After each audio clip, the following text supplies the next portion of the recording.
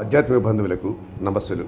ప్రతి ఆది మరియు బుధవారం మనం మననం చేసుకునే శ్రీమద్ భగవద్గీత సందేశం జ్ఞాన విజ్ఞాన యోగం నుండి ఈరోజు మొదటి శ్లోకం యొక్క భావాన్ని మనం తెలుసుకుందాం.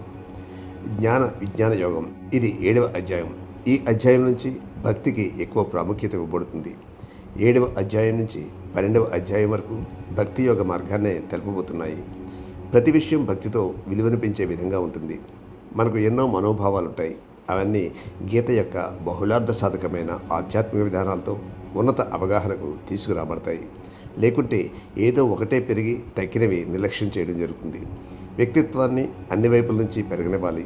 ఉద్రేకం ఒకటి మనకున్న వాటిల్లో మనం సరైన మార్గంలో పెట్టుకోవాల్సింది. భక్తి ఉద్రేకంపైనే ఆధారపడి ఉంది. మనం గీత యోగం ద్వారా దాన్ని సరైన మార్గంలో పెట్టుకోవాలి. 1వ శ్లోకం శ్రీ భగవాన్ వాచ మయ్యాసక్త మానః పార్థః మనసు నాయందే ఉంచి అర్జున యోగం ఇంజన్ మదాశ్రయ. యోగాన్ని సాధన చేస్తూ నన్ను ఆశ్రయించి నేను అన్నిటి యందు సర్వవ్యాప్తిగా ఉన్నానన్న యథార్థంతో తృచ్ఛను అసంశయం సమగ్రం మాం యథా జాస్యసి. ఈ విధంగా నన్ను సంపూర్ణంగా అర్థం చేసుకుంటాడో దానిని విను. కొద్దిగా అర్థం చేసుకోకుండా పూర్తి అంశాన్ని అర్థం చేసుకో. అందువలనే మనం ఏదో ఒకదాన్ని పట్టుకుని అదే మొత్తం తెలుసుకోవాల్సింది అనుకుంటూ ఉన్న మత దురాభిమానాలను, సహనం లేని వారిని చూస్తుంటాం. ఎందువల్ల కొంచెం సత్యాన్ని తెలుసుకుని ఇతరులతో ఎదురు తిరిగి కలహిస్తుంటారు. మన దేశంలో నేను నమ్మిందే సత్యం అనకుండా వివిధ అవగాహనలతో సత్యాన్ని ఎన్నో విధాలుగా తెలుసుకోవచ్చు అన్న యథార్థాన్ని తెలుసుకున్నాం. మత సమన్వయాన్ని ఋగ్వేదంలో చెప్పిన ఒక వాక్యంలో మనం అర్థం చేసుకోవచ్చు. ఏకం సత్ విప్రా బహుదా వదంతి. సత్యం ఒకటే, కానీ మహర్షులు పలు పేర్లతో చెప్పారు. నామరూపాలే తేడా, కానీ సత్యం ఒకటే.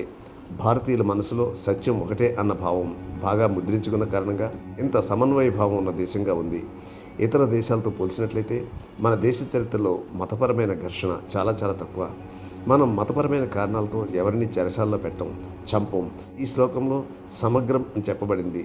పూర్తిగా అన్నిటినీ అర్థం చేసుకోమని చెబుతున్నాడు శ్రీకృష్ణుడు.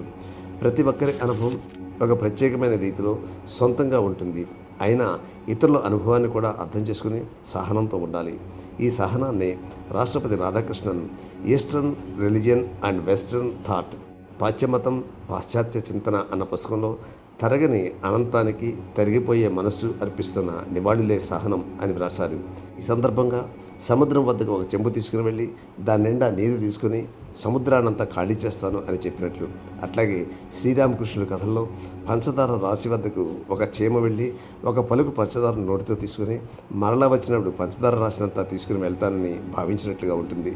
కొద్ది మాత్రం సత్యాన్ని తెలుసుకుని అంతా తెలుసుకున్నాను అన్న నమ్మకంతో ఒకదాన్ని పట్టుకుని వేలాడుతూ ఉండడం వల్ల ఇతరుల అవగాహన పట్ల అసహనం పెరిగిపోయి, దౌర్జన్యం పెరిగిపోయి యుద్ధాలకు దారితీస్తాయి. ఈ శ్లోకంలో శ్రీకృష్ణుడు సమగ్రం పూర్తిగా తెలియజేస్తాను అంటున్నాడు. దీనికే మరి యొక్క భావాన్ని పొందుపరుస్తున్నాడు 2వ శ్లోకంలో. అదేమిటో వచ్చే వీడియోలో మనం తెలుసుకుందాం.